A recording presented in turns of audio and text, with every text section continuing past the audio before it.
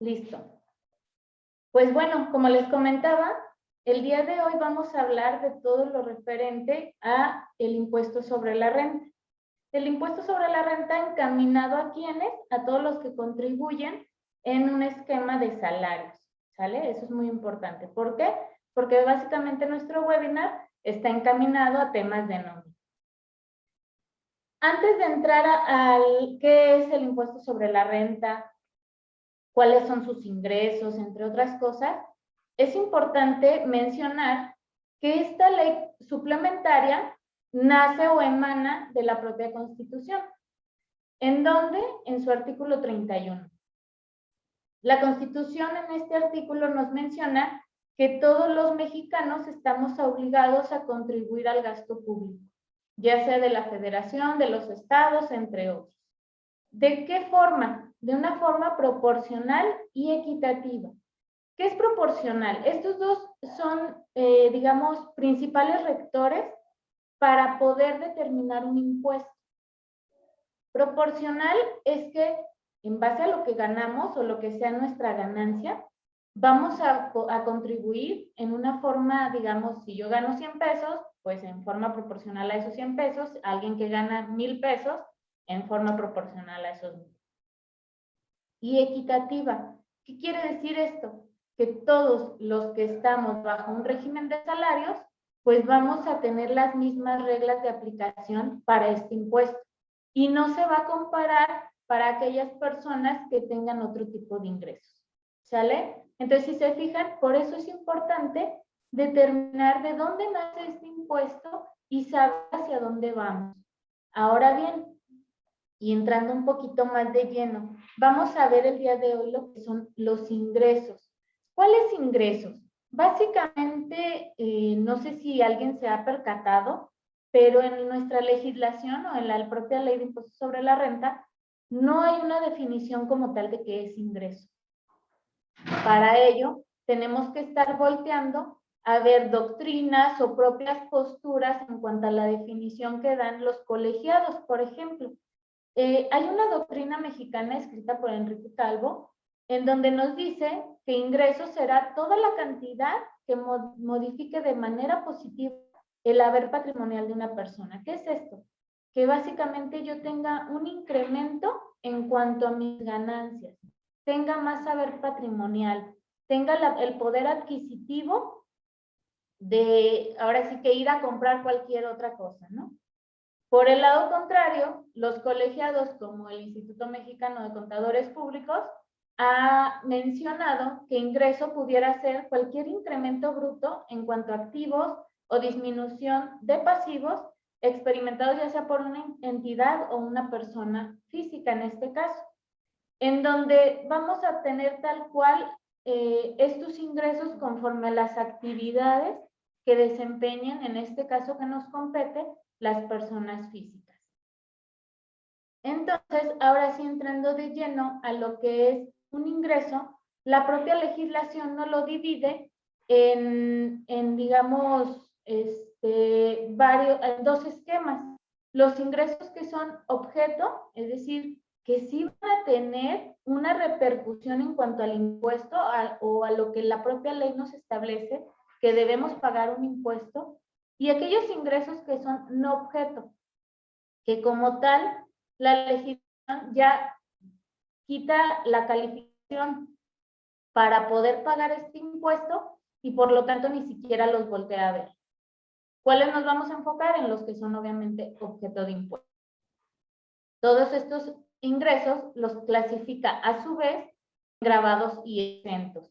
Esta clasificación nos la da el artículo 93 en específico en cuanto a aquellos que sí van a tener el impuesto y aquellos que van a tener totalmente fuera de, o más bien, van a dejar de ser gravados y por lo tanto no se va a pagar nada de impuesto, o que vamos a pagar una parte de acuerdo a los lineamientos y disposiciones que contenga la propia legislación.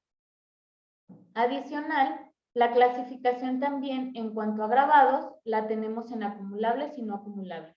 ¿Cuáles son aquellos acumulables? Todos aquellos que vamos a pagar bajo una tasa o una tarifa.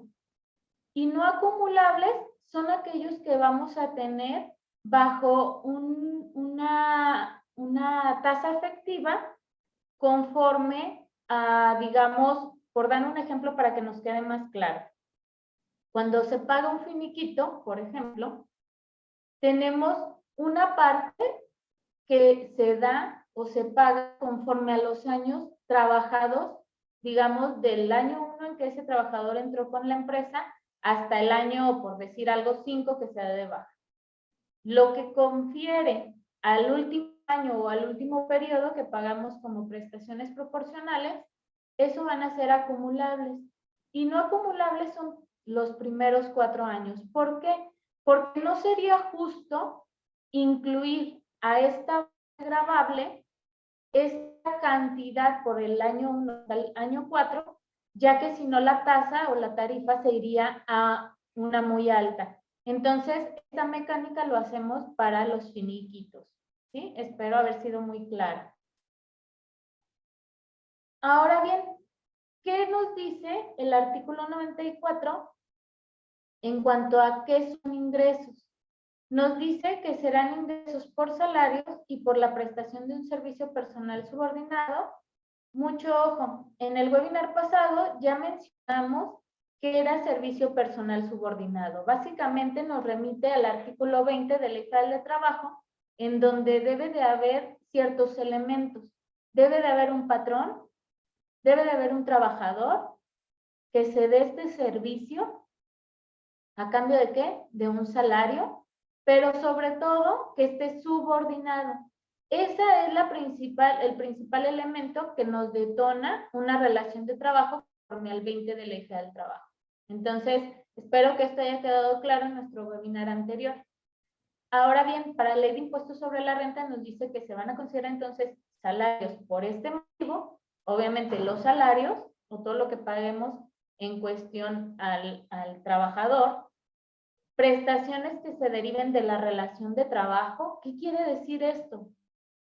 Que no solo aquellas prestaciones que se den por su trabajo van a ser ingresos para esta legislación, a diferencia de lo que veíamos en seguridad social.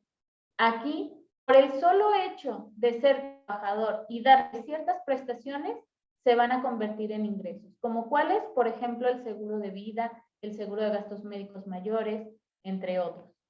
También se va a considerar ingresos la participación en las utilidades, pues esta es una prestación emanada de otra ley suplementaria, como la Ley Federal del Trabajo, en donde todos los patrones tienen la obligación de pagar esta participación en las utilidades, siempre y cuando hubiera utilidad fiscal a reportar. Y adicional nos menciona que las percibidas por la terminación en la relación laboral, es decir, los finiquitos. ¿Por qué? Porque efectivamente una vez que hay un finiquito, ya no se tiene de forma laboral una relación de trabajo personal subordinado. Sin embargo, la legislación lo aclara para mencionar que efectivamente, aun cuando ya no sea tu trabajador y le estés pagando remuneraciones o ingresos por este concepto, de todas maneras se van a catalogar como ingresos en los que tendríamos que ver ya la división o clasificación de gravados o exentos, ¿sí? Adicional nos menciona este mismo artículo que no se considerarán ingresos los servicios de comedor y comida. ¿Qué quiere decir esto? Tal cual el servicio. ¿Por qué? Porque se pudiera llegar a interpretar que si una empresa paga remuneradamente o en efectivo bajo transferencia electrónica, bajo el concepto de comida, pudiera decir la empresa, no, no es ingreso. Sin embargo, no está catalogado de esta manera en la legislación vigente. En la legislación vigente, insisto, solo nos menciona servicios como tal, ¿sale? Es decir, algún comedor de alguna planta industrial, que de hecho eso lo vemos mucho en grandes maquiladoras que tienen sus comedores para poder alimentar a sus trabajadores. Y adicional también nos menciona que no se considerarán ingresos aquellos bienes que el patrón proporcione a los trabajadores para el desempeño de actividades que estén de acuerdo a la naturaleza del trabajo, tal cual lo que conocemos o llamamos como herramientas de trabajo. por dar un ejemplo, y que era un ejemplo que también tomé en nuestro webinar pasado, el tema de la construcción. Hay herramientas que se tienen que dar a los trabajadores y por tanto el martillo, a lo mejor la pala, entre otras cosas, no constituyen como tal un ingreso. Son herramientas de trabajo para que entonces el empleado pueda desempeñar sus funciones o sus actividades para las cuales fue contratado. Estas dos partes o estos dos conceptos de naturaleza, digamos, específica, ya la propia no la cataloga como no ingreso o no afecto, que era parte de lo que nosotros veíamos, ¿se acuerdan en la clasificación?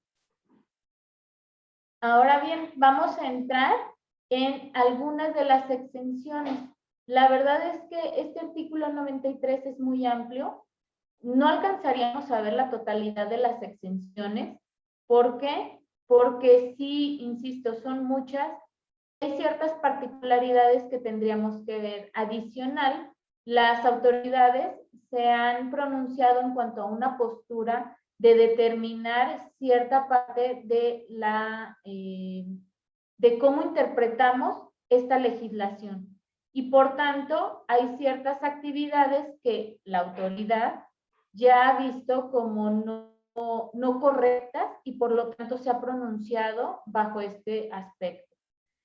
Sin embargo, pues sí hay una buena noticia. Ustedes pueden ver todas estas exenciones de forma global, con todas estas posturas que da la autoridad, en un curso que CNI, Consultores y su servidora hemos diseñado para todos ustedes que están involucrados en estos procesos de nómina o que no saben nada y quieren iniciar desde cero, volverse expertos, denominado Todo sobre nómina, conviértete en experto. Este curso habla de obligaciones o cumplimiento de obligaciones ante el eje del trabajo, impuestos sobre la renta, seguro social, contribuciones locales como impuestos sobre nómina, Infonavit, pensiones, entre otras cosas. Entonces, la verdad es que está muy amplio y el día de hoy, para todos los que nos acompañan y por haber estado con nosotros en este webinar, el cual les agradezco, va a haber un descuento del 15%. El costo normal de este curso es de 3,400. Con este descuento vamos a llegar a 2,900. Y si ustedes requieren más información respecto a este curso que les menciono, gente de CNI Consultores nos va a estar apoyando en el chat para darles toda la información que ustedes requieran. Entonces, ahora sí, continuando con lo que son las exenciones, el artículo 93 nos menciona que serán exentas aquellas prestaciones distintas al salario y nos divide a dos rubros de personas, dos rubros de trabajadores que podemos encontrar en nuestras empresas. Número uno, trabajadores que ganen un salario mínimo. Nos dice que para estos trabajadores las prestaciones distintas al salario, siempre y cuando no excedan los mínimos señalados en la legislación laboral, como puede ser tiempo extraordinario, o días en sustitución de otros, como son los descansos, ya sea descansos laborados o festivos laborados. En estos casos, si no exceden los límites de la legislación laboral, ley federal del trabajo, van a ser exentos.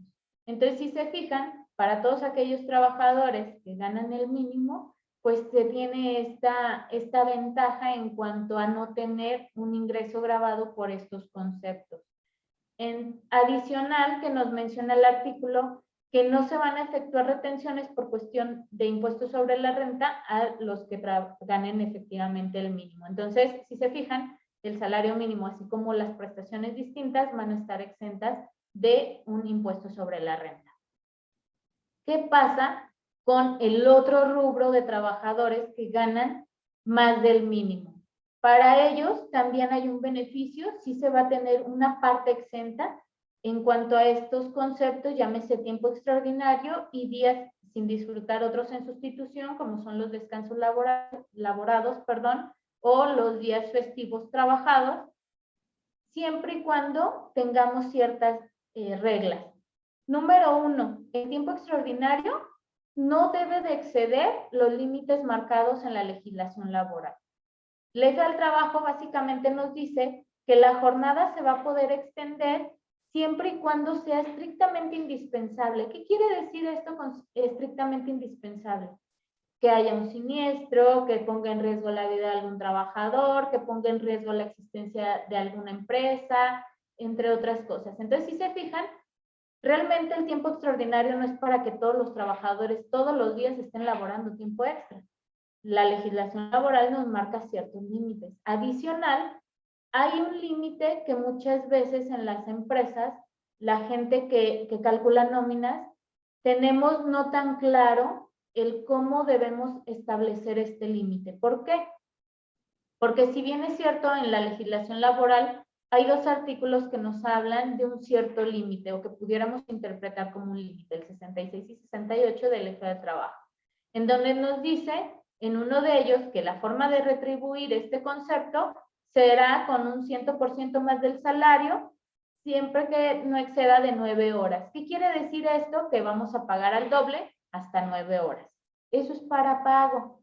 Sin embargo, el otro artículo nos menciona que la jornada de trabajo no podrá extenderse ni más de 3 horas en un día, ni 3 veces en una semana. Si se fijan realmente, entonces, este es nuestro límite que debemos tomar para esta fracción en específico, no el de las 9 general. Las 9 general nos dice la forma de... La legislación laboral no especifica la forma de pagar estas prestaciones y que por lo tanto no es como tal el límite que nos establece Ley de Impuestos sobre la Renta.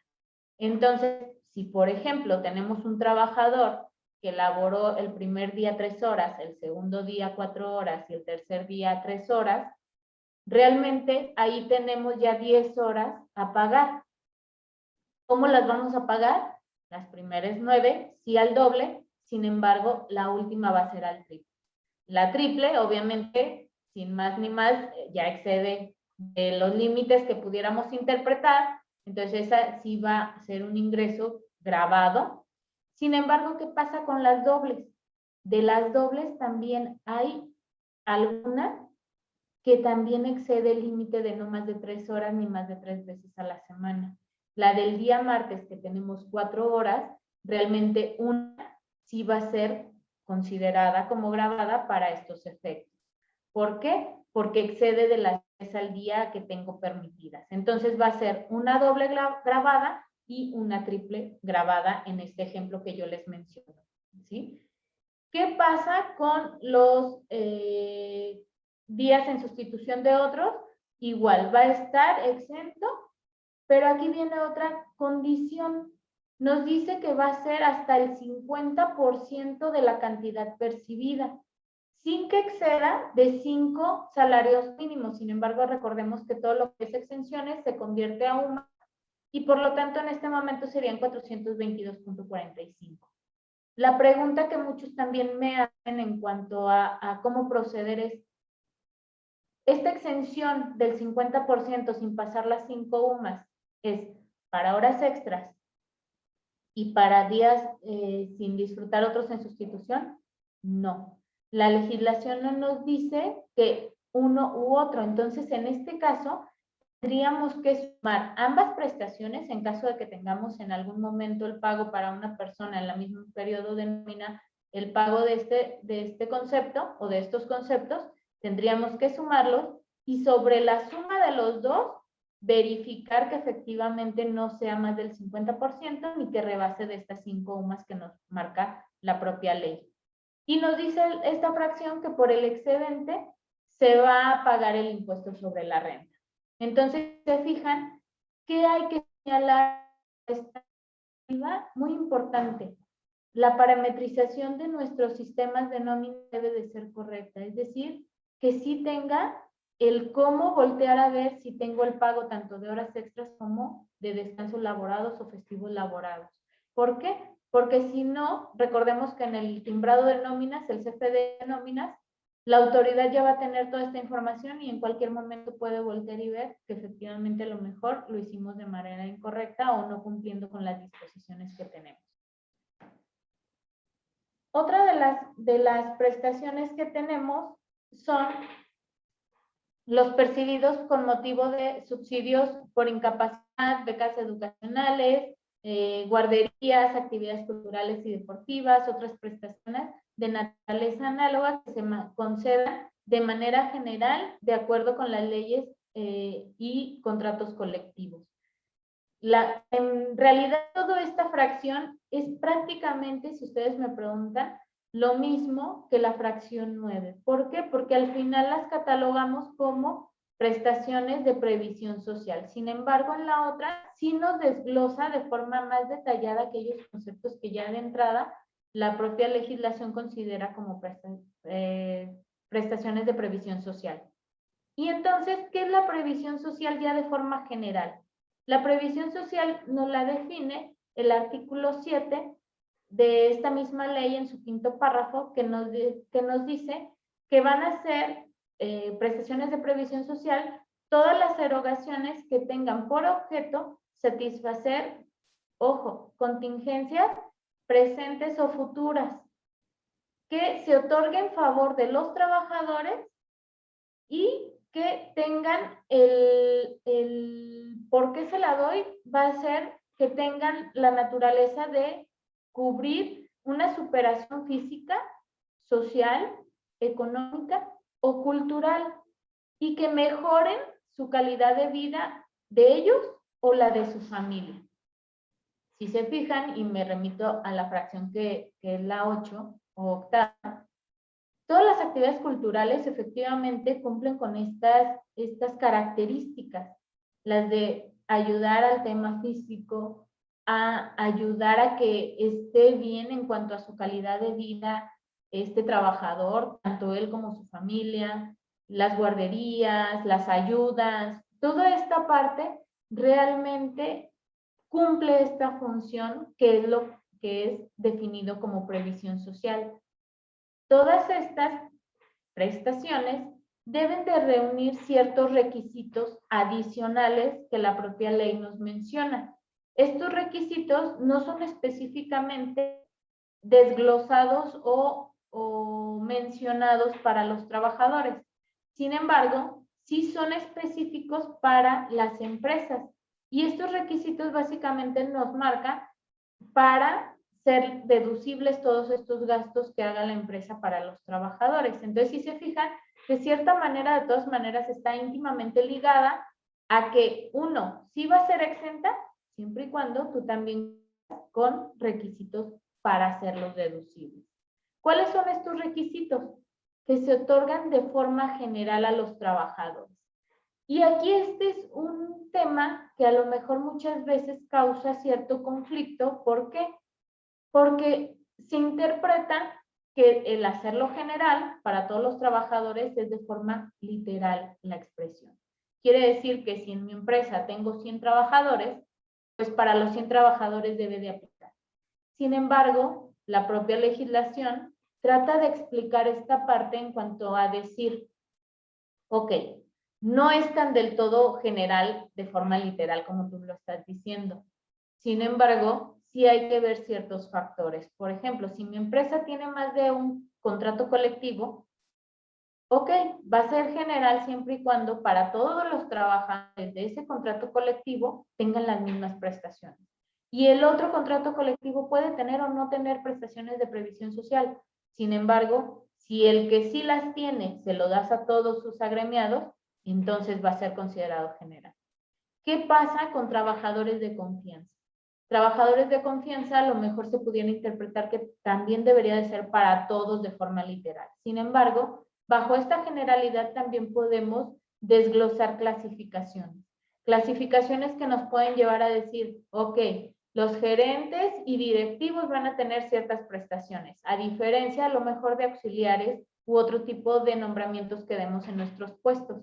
Sin embargo, si entra a laborar con la empresa que tiene la regla de directores y gerentes, entrar a laborar otro gerente y a ese no se le da la prestación de previsión social, entonces ahí estaríamos rompiendo el entregarlo de forma general. Otra de los requisitos nos dice que para vales de despensa tendrán que ser entregados a través de monederos electrónicos que van a ser autorizados por la propia administración tributaria. En cuanto al fondo de ahorro, más adelante los vamos a ver, y para el tema de pagos de primas de seguros de vida y los beneficiarios, nos dice que deberán cubrir la muerte del titular o, la muerte del titular o invalidez o incapacidad para realizar el trabajo personal subordinado conforme a la ley del Seguro Social. Y esta deberá ser en un pago único o en parcialidades. En este caso será general cuando se cumpla lo ya mencionado o lo que ya les comenté en cuanto a trabajadores sindicalizados o no sindicalizados. Esto lo pueden encontrar en el artículo 27 de la propia legislación. Siguiendo con la previsión social, si se fijan, nos van poniendo muchas de las reglas que debemos estar cumpliendo. Nos dice que la previsión social se va a limitar, es decir, ok, ya definiste, ya cumpliste con los requisitos de deducibilidad, pero mucho ojo, no puedes dar cantidades nomás por dar cantidades. Va a estar limitada ¿a cuánto?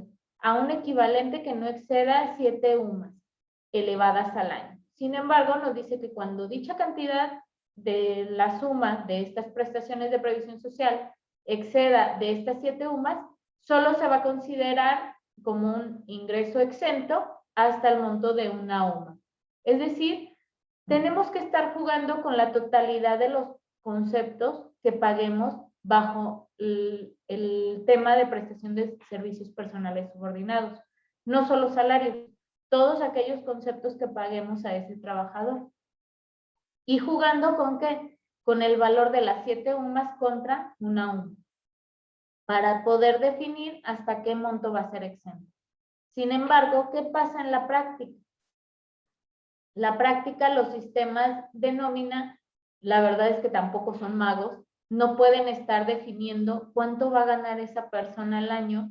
Si adicional tenemos esquemas en donde paguemos bonos de producción a 3 meses, en donde paguemos pensiones, en donde paguemos ciertas cosas que no son posibles prever.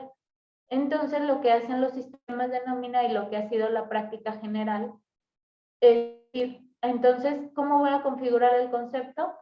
Hasta una exención de una UMA elevada al año. Es por eso que en muchas de nuestras empresas tenemos este límite de solo entregar a lo mejor vales de despensa con un tope de una UMA elevada al año o al periodo que estemos laborando. Adicional nos menciona que este límite no se va a aplicar a todas aquellas prestaciones que se den por jubilaciones, pensiones, haberes de retiro, pensiones vitalicias, indemnizaciones por riesgo de trabajo o enfermedades, reembolsos de gastos médicos, dentales, hospitalarios y de funeral, gastos médicos, seguro de gastos médicos, seguro de vida y fondo de ahorro. Siempre y cuando nos vuelve a decir que sean con los requisitos que ya les mencionaba en cuanto al artículo 17 de esta misma ley. Entonces, si se fijan, ¿cuáles conceptos sí tengo que estar cuidando para este monto de una UMA elevada al año? Por ejemplo, vales de despensa, ayudas de nacimiento, ayudas de matrimonio, alguna beca, ayudas de útiles. Entonces, todo este tema, sí, todos estos conceptos sí se van a sumar para poder ver esta exención. Mucho ojo adicional, tenemos ciertas reglas que yo les comentaba o criterios en cuanto a cómo entregar estas prestaciones o cómo soportar el pago de estas prestaciones. ¿Por qué? Porque algo que la autoridad últimamente ha visto mucho es el que tengamos la evidencia que efectivamente esas cantidades están yendo para lo que nosotros estamos pagando. Es decir, que se hubieran ido a ese apoyo de útiles, a ese apoyo para defunción, entre otras cosas. Entonces hay que cuidar en demasía todos estos criterios que, insisto, las autoridades ya se han postulado en cuanto al deber ser del pago de esta prestación y para poder dar el orden real en cuanto a ingresos grabados y exentos de acuerdo a la propia legislación. ¿Sí? Continuando con la fracción onceava, nos menciona que también serán exentas las cajas y fondos de ahorro, siempre y cuando reúnan los requisitos de deducibilidad. Si se fijan, entonces aquí esta prestación nos vuelve a remitir o poner reglas no solo para el trabajador, sino también para la empresa. ¿Cuáles son estos requisitos de deducibilidad? Nos dice que sean generales, ya explicamos la generalidad. Aquí nos vuelve a mencionar lo de los trabajadores sindicalizados, si pertenecen a más de un sindicato, para trabajadores de confianza, entre otras cosas. Nos dice adicional que la aportación debe ser igual, patrón y trabajador. Sin embargo, esta prestación no debe de exceder al 13% o 1.3 veces el salario mínimo, en este caso 1. ¿Elevada a qué? Al año o al periodo en que estemos. Asimismo, nos dice que debe de cumplir requisitos de permanencia del reglamento. Si se fijan, entonces ya no solo estoy viendo ni el artículo 93, que es el que me exenta para los trabajadores, ni el artículo 27, que es quien me marca los lineamientos para el patrón, sino que también me tengo que remitir al reglamento. ¿Cuáles son estos requisitos de permanencia? Básicamente, que solo se haga un retiro al año, que se otorguen préstamos a los trabajadores y cuando estos préstamos sean del mismo fondo que ya tiene el trabajador, es decir, que si mi trabajador ingresó en el mes de enero, por dar un ejemplo, y el plazo del año del fondo de ahorro es un año natural, de enero a diciembre, y en febrero me pide un préstamo, por dar un ejemplo, de 20,000, y su salario o las aportaciones que tiene lleva hasta 2,000, no podré prestarle los 10,000. ¿Por qué? Porque sí me limita a que solo sea hasta el monto de lo que ya tiene ahorrado. Y adicional, nos menciona que sí se pueden dar hasta 2 préstamos, siempre y cuando hayan transcurrido 6 meses y el préstamo anterior ya hubiera sido liquidado. Si se fijan, entonces efectivamente solo podemos dar 2 préstamos al año. ¿Por qué? Porque nos da el periodo de un lapso de 6 meses entre uno y otro. No tenemos más en cuanto a ejercicio o año o calendario, ni mucho menos el ejercicio que tengamos establecido para fondo de ahorro, porque básicamente todas las empresas es igual al año. Es por ello que nos dice que hasta 2 préstamos este reglamento, ¿sí? Pasando a otro de los conceptos que tenemos en su fracción 13ª de este mismo artículo 93, nos dice que serán exentos todos aquellos ingresos obtenidos por el término de la relación laboral o separación. ¿Cómo qué? Como indemnizaciones, prima de antigüedad, de retiro u otros. Otros que le llamemos tal cual. Muchas veces se utilizan en las empresas el concepto de pagos por separación. Estos pagos por separación muchas veces se dan por temas de conciliación en las juntas. Entonces, se nombran de esta manera y así es como se pagan. Entonces, también estas cantidades las podemos englobar aquí. ¿Hasta cuánto va a estar exento? Hasta un monto de 90 salarios mínimos UMAS del trabajador por, ojo, cada año de servicios. Y nos dice que si el trabajador tiene una fracción de más de 6 meses, entonces se va a considerar otro año completo para el cálculo de estas 90 UMAS. Muchos de los temas que también, al igual como en horas extras y festivos trabajados o días laborados de descanso normal, se tiene el error de también considerar estas 90 UMAS por cada uno de los conceptos. Sin embargo, también aquí es de forma conjunta. Es decir, tenemos que sumar todos estos conceptos que demos por terminada la relación laboral y entonces sobre eso aplicar la exención de las 90 UMAS por cada año de servicio. Adicional, la fracción 14 nos menciona que también serán exentas las gratificaciones que reciban los trabajadores durante un año de calendario. ¿Hasta cuánto? Hasta 30 UMAS, que se otorguen de forma general. ¿Qué gratificaciones de forma general se dan conforme a la legislación laboral, el aguinaldo. Es por eso que en muchas de las empresas la práctica es que el aguinaldo se observe esta limitante o esta exención que nos marca esta fracción. Adicional nos dice que serán exentas las primas vacacionales y la participación en las utilidades hasta 15 UMAS por cada uno, aquí sí, de los conceptos señalados. ¿Cuáles conceptos? Básicamente tenemos entonces 15 UMAS para prima vacacional y 15 UMAS para participación en las utilidades. Adicional, esta misma fracción, si se fijan, esta fracción engloba entonces 4 conceptos o 4 prestaciones que podemos pagar a nuestros trabajadores. Ya vimos el aguinaldo, ya vimos primas vacacionales y participación en las utilidades. Y adicional, la última prestación que nos define su exención son las primas dominicales. ¿Cuánto va a ser exento? Hasta un salario mínimo por cada domingo. Es decir, si yo la nómina o en mi empresa se tiene un periodo quincenal y el trabajador labora los 2 domingos, va a ser un salario, una UMA, perdón, o un salario mínimo, así dice la redacción de la legislación, una UMA por cada domingo. Es decir, voy a tener hasta 2 UMAs en ese periodo quincenal. ¿Por qué puede ser los 2 domingos? Porque recordemos que hay giros empresariales que siempre laboran domingos. ¿Como cuáles? Pues los que están en plazas o centros comerciales, restauranteros, entre otras. Y nos dice la fracción 15 que por el excedente de esta fracción, es decir, la de gratificaciones y todas estas, se va a pagar el impuesto correspondiente, es decir, se va a considerar como un ingreso gravado. ¿Qué nos dice adicional en cuanto al cálculo del impuesto sobre la renta? Nos dice el artículo 96 que para quienes hagan pagos por concepto de salarios o en general por prestación de servicios de personal subordinado, están obligados a efectuar retenciones y enteros mensuales que tendrán el carácter de pagos provisionales.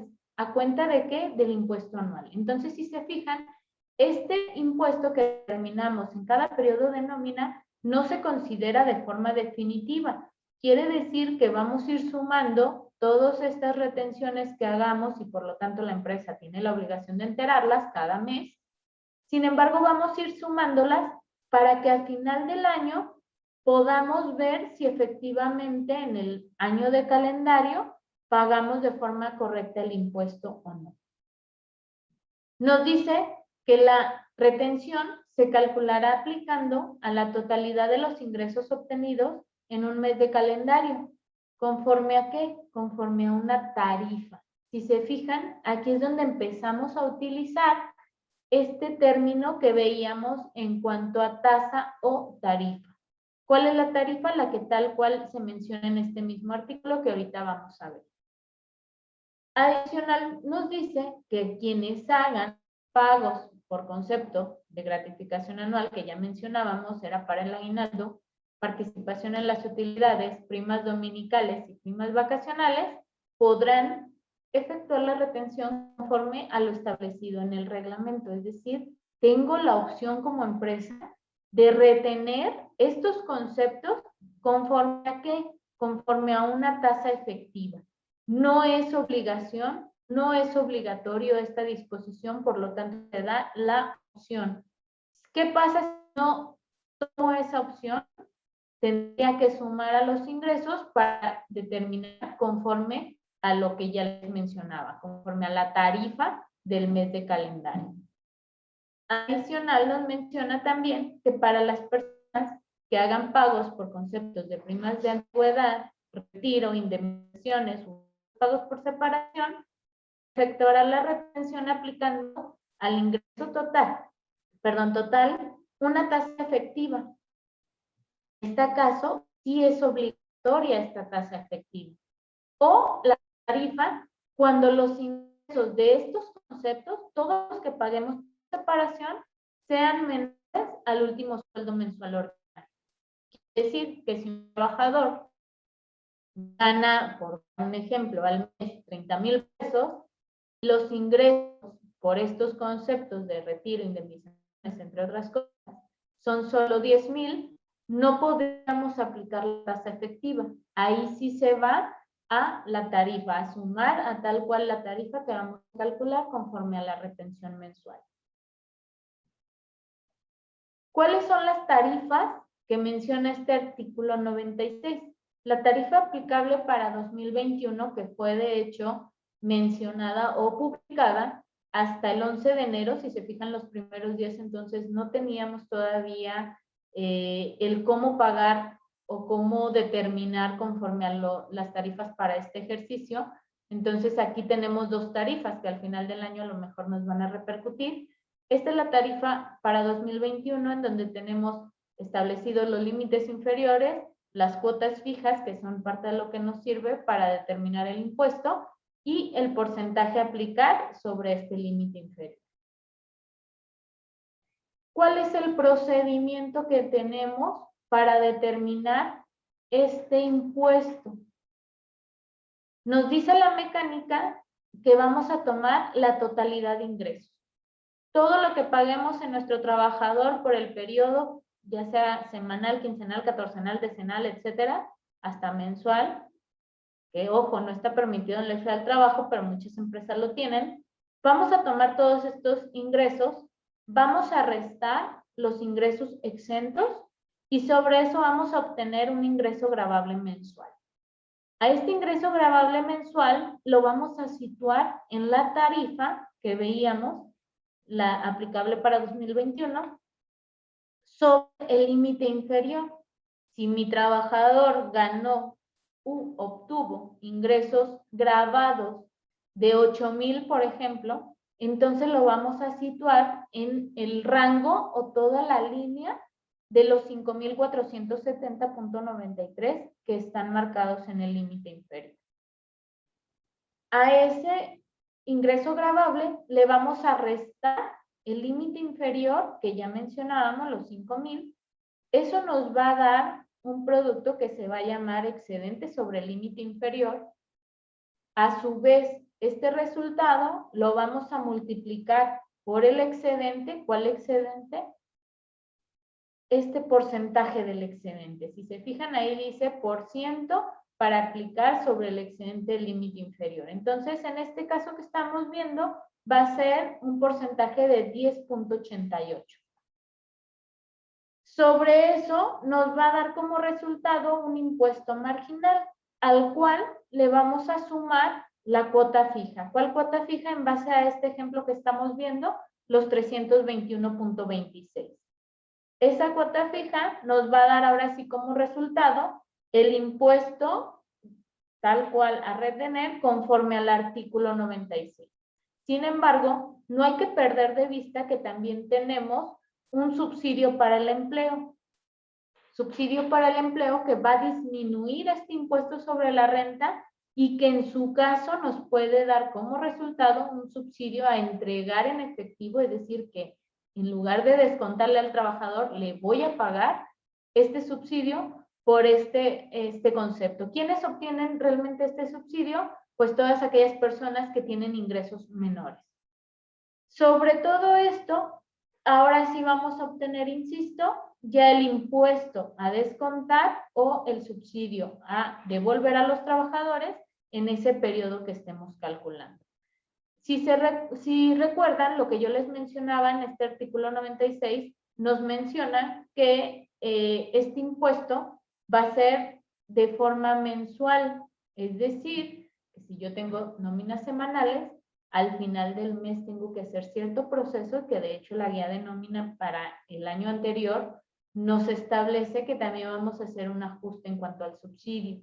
¿Por qué? Porque muchas veces en los sistemas de nómina estaba parametrizado aplicar esta tabla del subsidio, sin embargo, cuando teníamos hasta 5 semanas, resultaba que el subsidio aplicado era mayor a lo que está determinado en la tabla mensual. Es por ello que hacemos estos ajustes.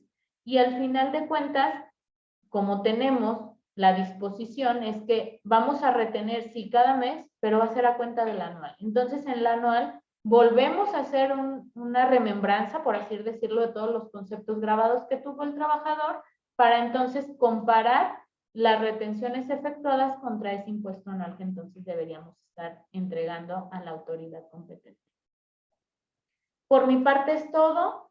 Espero haber, en este poquito tiempo, haber dejado claras muchas de las inquietudes que tenían.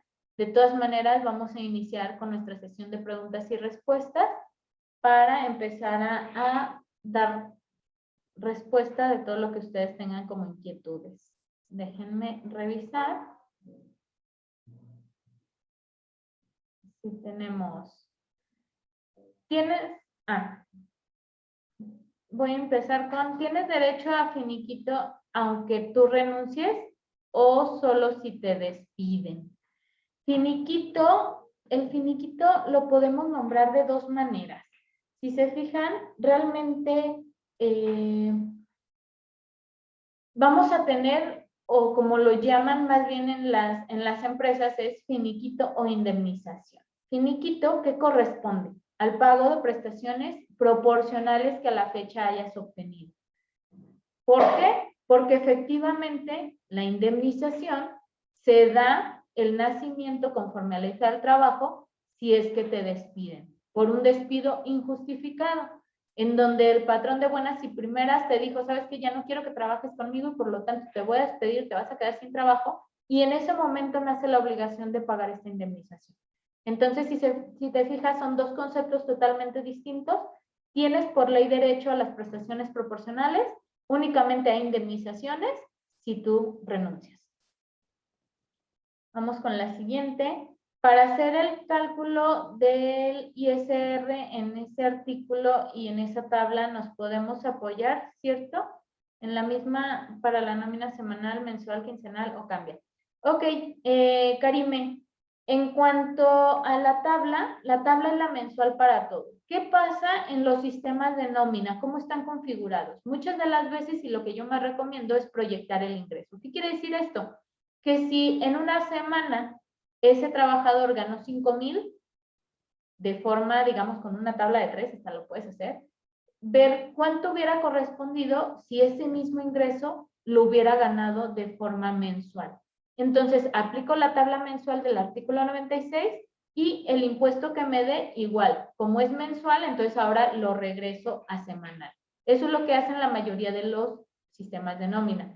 Otra posibilidad que tienes es tomar el Diario Oficial de la Federación, establece, para quienes no quieren hacer esta proyección de ingresos, establece tablas también por periodo de nómina, es decir, semanales, quincenales, mensuales, decenales, es más, tablas hasta por día. Entonces ahí hay cualquiera de las dos opciones, es correcta. Al final recordemos que esta disposición es, insisto, a cuenta del anual. Entonces, al final de cuentas vas a tener que volver a hacer otro análisis y sobre eso determinar si estuvo bien o mal tu retención. Marisol, por ejemplo, yo podría tomarlo en un sábado y domingo de tal manera que concluya las 10 horas. Ojo, Marisol, supongo que es para los descansos laborados. En este caso, hay que identificar cuál es la jornada del trabajo para este empleado que vas a pagar esos conceptos. Si el trabajo o este empleado en su contrato se establece que labora de lunes a viernes y sábado y domingo son sus días de descanso, no puedes pagarlo por horas extras. Tiene que ser bajo el concepto de descanso laborado. Entonces ahí entramos a otra regla y no precisamente al 3 ni 3 horas, ¿sale? Si fuera sus días de trabajo normal o habitual, entonces volvemos a las 3 horas por día, o sea, no más de ello. Sí vamos a pagarlo como doble, ojo, es que eso a veces causa mucha inquietud. ¿Por qué? Porque para pago sí las primeras son dobles, eso no cambia. Lo que cambia es cuánto voy a poner o no para el ingreso grabado y por lo tanto determinar este impuesto. Nancy, ¿se considera ingreso ayuda para pasajes, vales de despensa y ayuda para útiles escolares? Como tal definición, sí es un ingreso. Hay que catalogarlo como ingreso grabado o exento. Mucho ojo, es que no nos vayamos de lo último a lo primero. Lo primerito que tenemos que hacer es definir si es un ingreso o no para esta legislación. Ok, ya definí si es ingreso, entonces ahora sí hay que ver si es grabado o exento. En este caso, te diría que los vales de despensa y ayuda para útiles y ayuda para pasajes pudieran englobarse a una previsión social. Mucho ojo cómo los soportes a que efectivamente es previsión social, porque si no tienes ningún comprobante de que para efectivamente se está gastando en ello en el trabajador, pues entonces no se vuelve una previsión social, se vuelve una gratificación o cualquier otro nombre que le pudieras dar y por lo tanto es un ingreso grabado.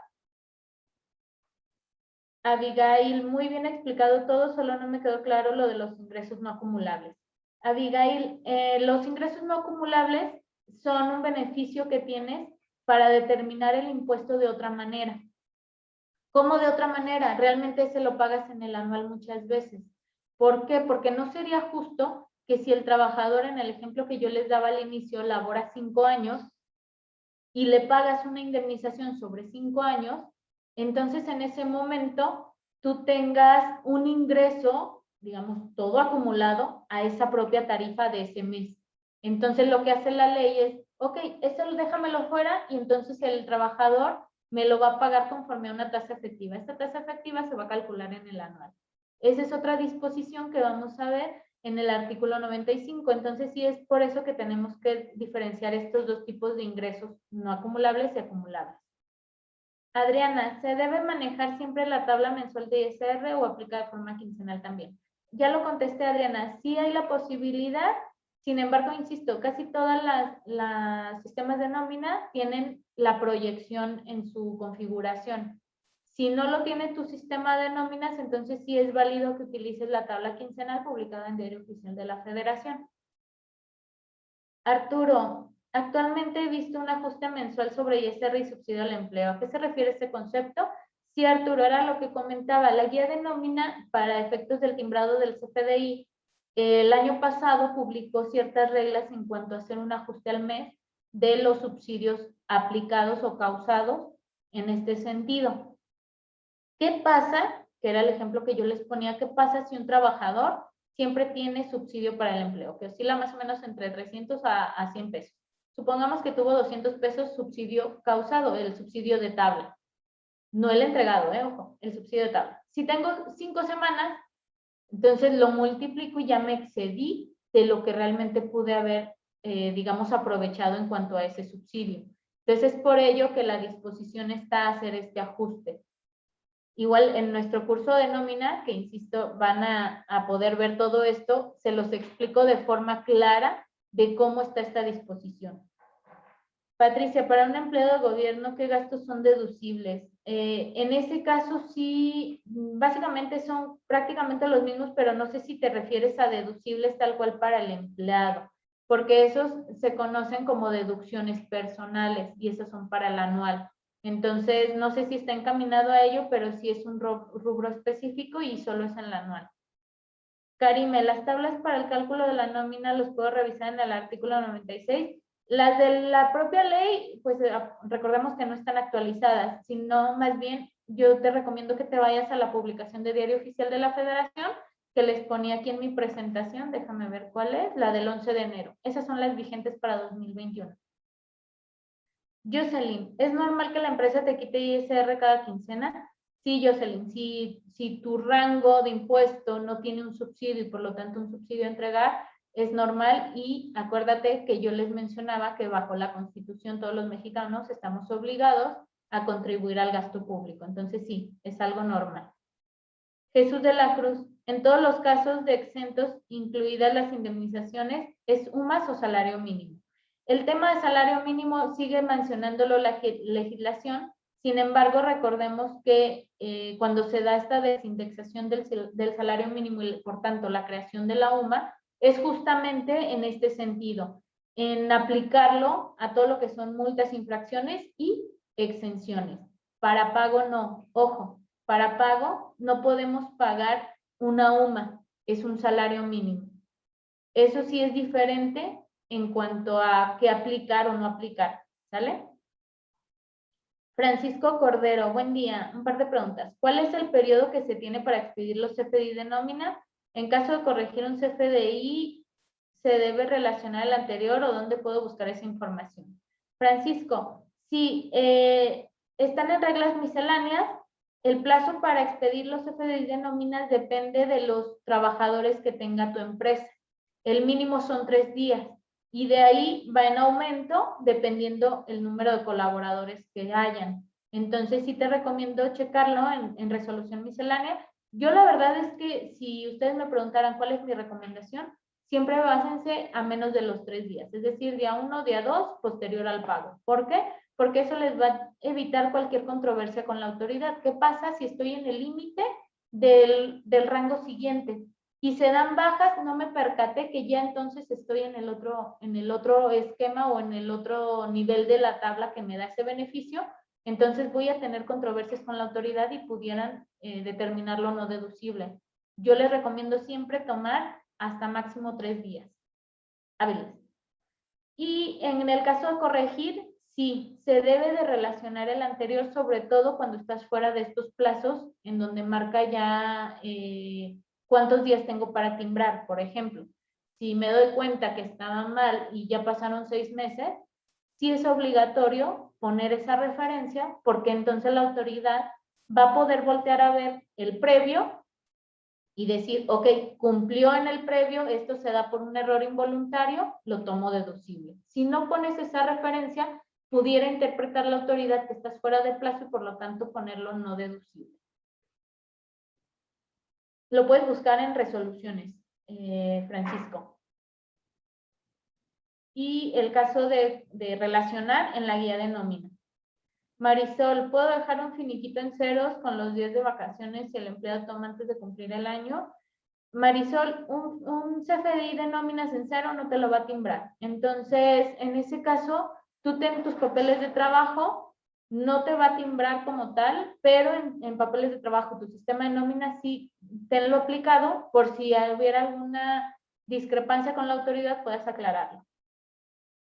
Vanessa, ¿hasta qué monto está exento la ayuda de renta?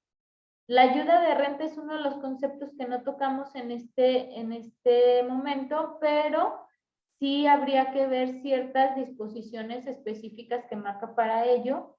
Te comento también que si tienes el caso, veas los temas de seguro social e impuestos sobre nómina, dependiendo la entidad en la que estés. ¿Para qué? Para que no tengas ninguna controversia con ninguna de las autoridades. Ariana Espada, hola, mi trabajador renunció y realizaré finiquito, pero quiero darle un dinero extra. ¿Cómo considero este dinero? Este dinero va a ser, insisto, a lo mejor bajo el concepto de pagos por separación que les mencionaba.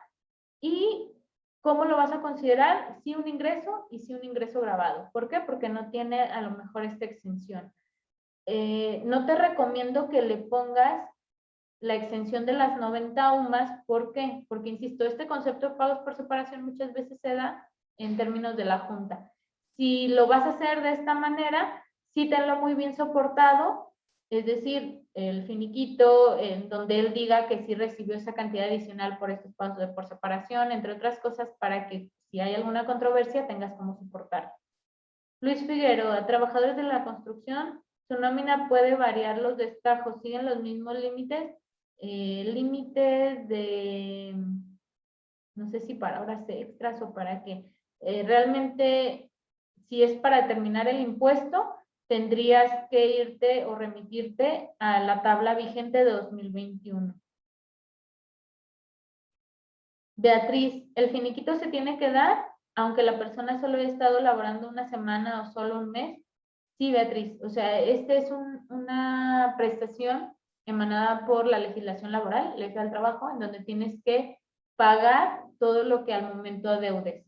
Si el trabajador no va, ese es otro boleto y nos remitiríamos al tiempo que tiene para reclamar. Lucila López, el ISR se paga de forma quincenal en un sueldo de un funcionario público. No me... Claro que sí, Lucila, con mucho gusto quedo a tus órdenes para cualquier duda específica para este tema de funcionarios públicos. Arturo, para el pago de cuotas IMSS Fonacot, ¿cómo podemos burlarlo? Arturo, en nuestro curso de nóminas tenemos completo el cómo se detalla paso a paso el pago de esas contribuciones de Seguro Social. Fonacot no está ahí, pero Fonacot básicamente se da muy similar al tema de Infonavit y es muy similar. Realmente Fonacot te dice paga tanto y sobre eso tienes que pagar.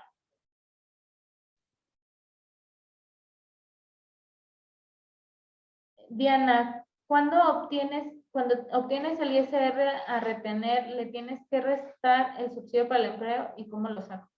Sí, Diana, es parte del procedimiento que yo les marcaba. Si tú tienes un impuesto sobre la renta a retener, pero ese trabajador tiene el beneficio de subsidio para el empleo conforme a los ingresos que ya obtiene, sí tienes que restárselo. ¿Cuándo se da el subsidio para el empleo o no se da siempre? Siempre se tiene que dar siempre y cuando el trabajador esté dentro del rango de salarios o de ingresos grabados para este subsidio para el empleo. Si no, entonces es cero y pues tal cual es el impuesto solamente. Una pregunta, ¿por qué varía el ISR en una nómina quincenal si el sueldo no cambia ni las prestaciones? Miguel, habría que ver el rango de ingreso que tienes. Pudiera ser por el subsidio causado, este ajuste que nos marca desde 2020. Todas las prestaciones pagadas de acuerdo al eje del trabajo se realizan de igual manera mensual o de acuerdo a la paga de la nómina. Elizabeth, no sé a qué prestaciones del eje del trabajo te refieras, pero por ejemplo, aguinaldo lo tenemos cada año. Si es primo vacacional, hay empresas que definen 2 temporalidades y realmente el cómo pagarlos, pues tendría que ser en el momento que los gana, en el momento que los genera. Si es horas extras, pues en el momento donde yo esté pagando ese periodo de nómina. A veces tenemos la confusión por el cambio de semanas en cuanto a si pagamos semana vencida, que es yo pago lo de la anterior hasta esta semana. Entonces, ahí es donde se empieza a tener todas discrepancias y dudas. Pero si tú ya tienes este flujo, pues lo de lo anterior lo vas a pagar en ese momento nace la obligación para realizar el trabajo de pagar. Se considera dentro del sueldo para efectos de finiquito la ayuda de útiles, vales de despensa de pasajes. Te recomiendo checar el artículo 84 del trabajo. Ahí te menciona cuáles conceptos sí debes de tomar. Hay algunos que no, para el tema de determinar el salario por indemnización, que es diferente, salario diario integrado al salario base de cotización, nada más mucho. ¿Bonos de puntualidad, asistencia y productividad se graban al 100? Sí, no tenemos exención. Bueno, pues para el día de hoy se nos ha acabado el tiempo. Me dio mucho gusto haber estado con ustedes. Espero haber sido clara.